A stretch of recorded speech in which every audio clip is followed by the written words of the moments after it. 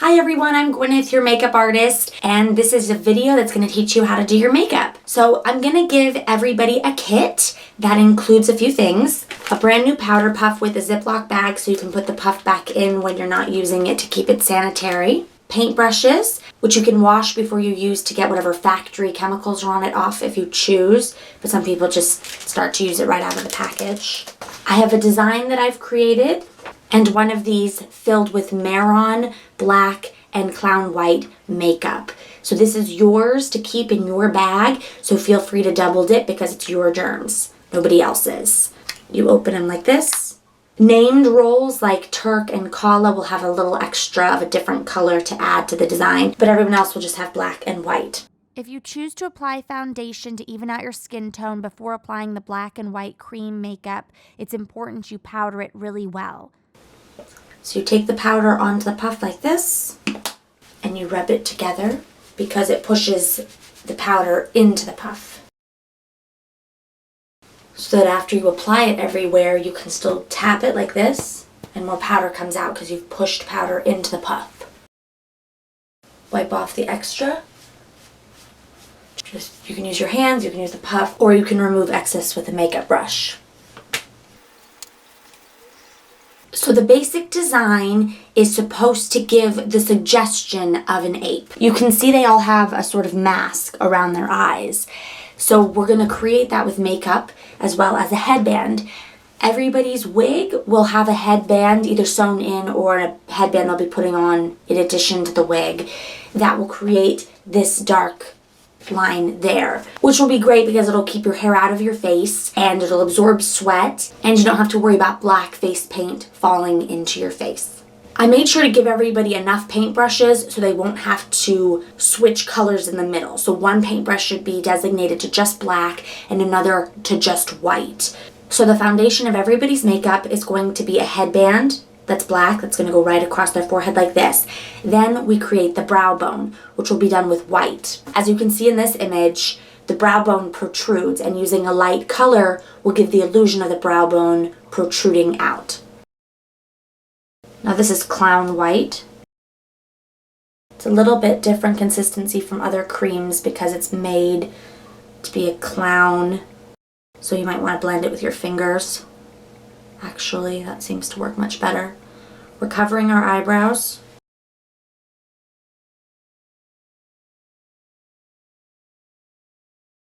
If you do choose to put on foundation before applying this makeup, it's very important that you powder it really well. If you're putting white or black over a cream or liquid foundation, you're going to be mixing the two colors together. So it won't be a rich white or a rich black color anymore. I'm going to have some baby wipes on the counter for everyone so they can wipe their fingers in between colors and whatnot, but you might want to bring your own as well just to make sure you always have some.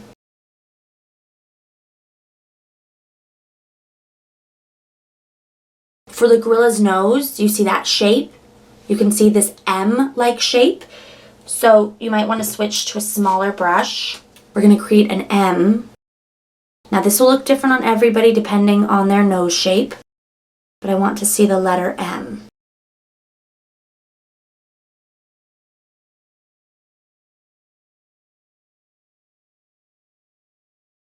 I'm very pale, so I feel like this white might not show up very much, so I'm choosing to take a very skinny brush with a little bit of black and create a sort of drop shadow above it to outline the M, to make it stand out a little bit more.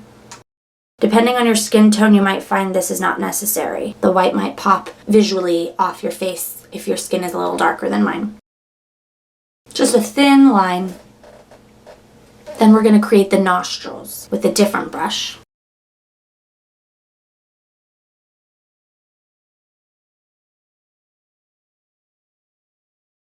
Now you see how the black moves around a lot on my skin? It's because it hasn't been set yet.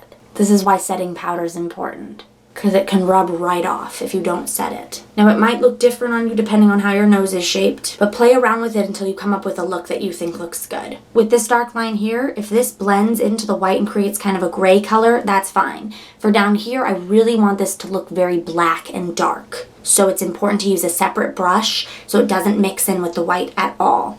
And that's also the reason I chose not to overlap them by leaving them that little extra space. It also creates sort of a transition from darkest to lightest.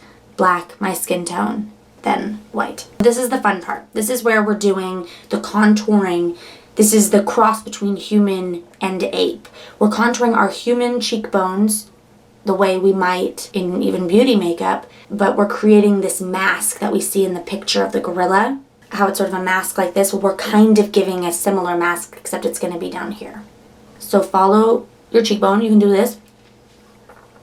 Or feel it. I find the bone here and we go just below it. We go below the bone and we wrap around it. So it goes into your hairline up here.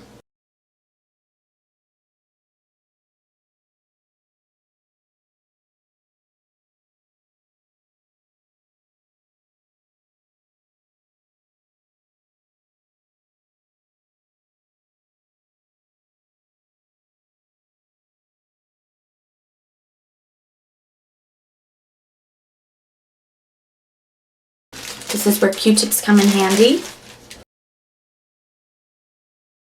I want to have a nice clean line on the top and then to have it kind of come down more messy underneath. That's what I'm looking for. So nice, clean, sharp line and then more messy and streaky underneath.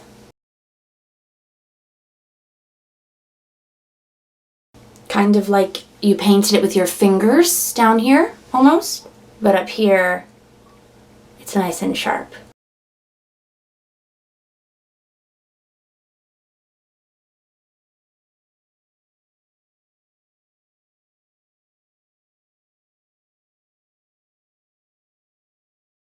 Okay, now for the eyes. Take your skinny brush with black for eyeliner. If it's getting kind of mushy, you can use your palm or the side of your container to twirl the brush a little bit. If you twirl it, it'll make it into a nice fine point. Because if you get your brush all glopped up, it's a big mess. But you twirl it to make it a point. I don't want you to put eyeliner right on your lash line the way you normally would. I want it below it. This will make your eyes look bigger, especially because we're putting so much dark makeup in here. Anything we can do to open your eyes and not weigh it down, the better. I'm kind of going in an upward motion. You can see I'm kind of making a mess. Oh, I'm gonna have to get a Q-tip. This can be done with cream eyeliner or like a gel liner with a pot. You could also use liquid with a paintbrush or just this cream black, which I'm providing for you. Whatever you feel most comfortable with. Some people find that an eyeliner formula won't bleed as much when you sweat. I want us to try to not put necessarily black all the way down to the lash line.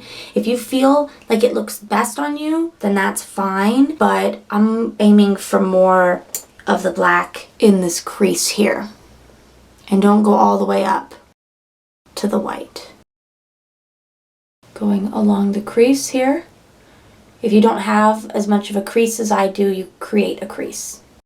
Decide where you want it to be. We're getting the eyes to look pushed in, and then we're connecting this bridge here.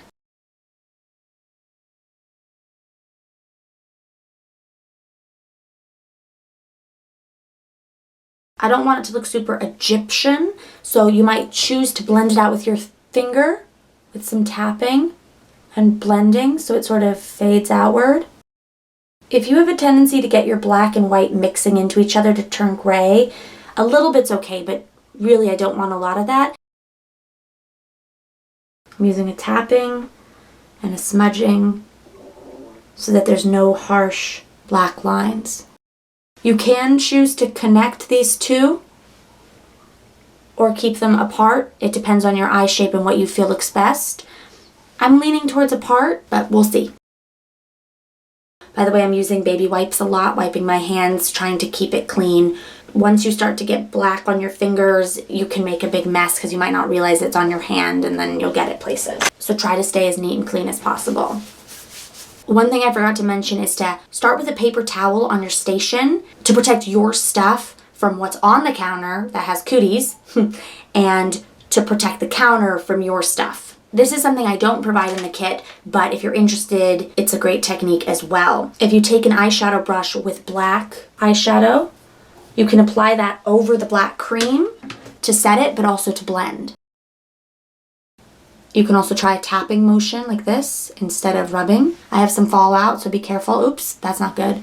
I'll have to go back in with a Q-tip to clean that up. So at this point, if you want, wipe your brush and blend just a little bit to your lash line, you can. But I'm not going for the pure black right along your lash line the way you normally would do a smoky eye. And then you could maybe have the two touch each other here a little bit, but just barely, to prevent the Egyptian look. This takes some finesse and practice. Just so I don't see any sharp lines. You can go back in with your wipe. For lipstick, we're using the black cream. You can choose to buy a black lipstick if you so choose, but the cream also works.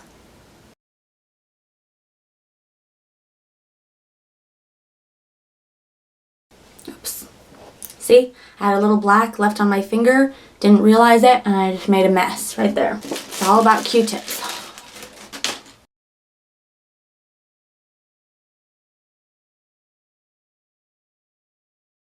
You can choose to powder the white first before applying the black. If these stripes get too gray looking from mixing in with the white underneath, powder first, then put those stripes in. So this is the look for all the apes, women, and children. Now with men though, we're gonna add another thing. We're gonna take more black. We're gonna add a little chin dimple. And then you can sharpen your jaw a little bit. I'm making it more square, like a straight line on the bottom. Someone else might choose to do more of a point. And we're gonna add another little line right there. So this is the men's look. Now Kerchak, we're gonna go up a notch. Just gonna add another stripe here and a couple up there. For Turk, this stripe is gonna be blue and he's gonna have a blue stripe there. For Kala, I have a reddish wine color that I want to see sort of a round stripe here and there along the top, kind of like blush. Now, imagine this look like this with a big wig, volume up here, and there you go. Oh, now we have to powder. Totally forgot to powder. That's super important. We take that same puff, but on the other side, each dressing room is going to have RCMA powder and Maron setting spray. I haven't gotten my setting spray in the mail yet, but I'm going to use Krylon today. Some people choose to use a setting spray before they apply any makeup as well to help create a sweat barrier. You have to play around and decide what works best for you. So I have this completely covered in powder. The more powder you have on there, the less likely you're going to stain your puff. This is just me putting the initial powder on, so I got a little bit on there. And then you go at it in a rolling, patting motion, trying to keep it as tidy as I possibly can. You can even just go at everything with your finger if you feel like that's a neater, tidier way to do it. You might want to get your own powder. So the way to powder is to do a rolling patting motion like this. You're pushing the powder into the makeup to set it. When it's just your normal foundation, this is also the technique you use. So yes, you can see how it's important to have one side for your foundation and one side for your color. If you want to buy your own puff and have two separate ones, that's fine too. Or you can just use a loose brush when you're doing your foundation set. However, you can keep it as tidy as possible. I made a big fat mess. Let's see. I'm gonna get a tissue. So this is setting the makeup in place. This helps prevent it from rubbing off on your clothes. So yes, it looks a little dull now because of the powder, but then we had our setting spray. Just so you know, when it gets clogged, put the nozzle under hot water and do a couple test sprays into the sink to remove the excess buildup. And if you can remember to rinse it out before you store it, that's even better. So keep it about 8 inches away and keep your eyes closed. You can even have someone else help you. Hold your breath and close your mouth when you do it. The setting spray re-moistens some of the black areas so they are not as muddy looking now from the powder. Another thing I sometimes do with foundation is I put some setting spray on a sponge and pat it into it.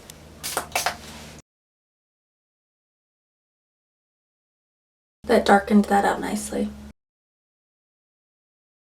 Using an eyeliner here, I have this one in brown. It's from MAC. Again, this is brown and it's dried out, so it's not a perfect example. But a pot like this, if you're really concerned about sweat and bleeding, you can get that.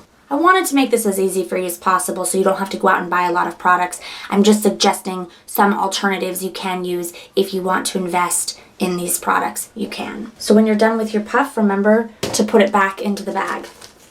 And there's a place here where it says client with a stripe where you can write your name on it. And this is the look. I look forward to working with everybody on Thursday. Please bring face wipes. That's a good way to remove the initial amount of product on your face. Then you can go in with a cleanser and a moisturizer. Q-tips are good. I wrote all this in the email, but I just thought I'd mention it again anyway in case you're an auditory learner. Just so you know, these are my favorite cleansing wipes.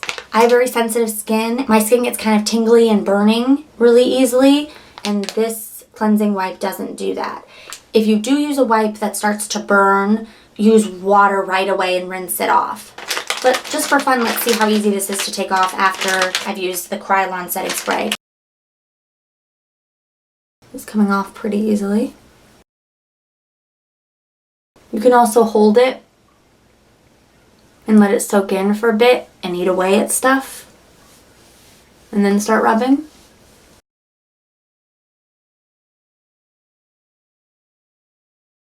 This is only one wipe. The rougher you are on your face, the more it will hurt. It might not hurt the first day, but it might hurt the second or the third, so please be careful. And bring lots of moisturizer. Some people also love cold cream. I'll bring some of that.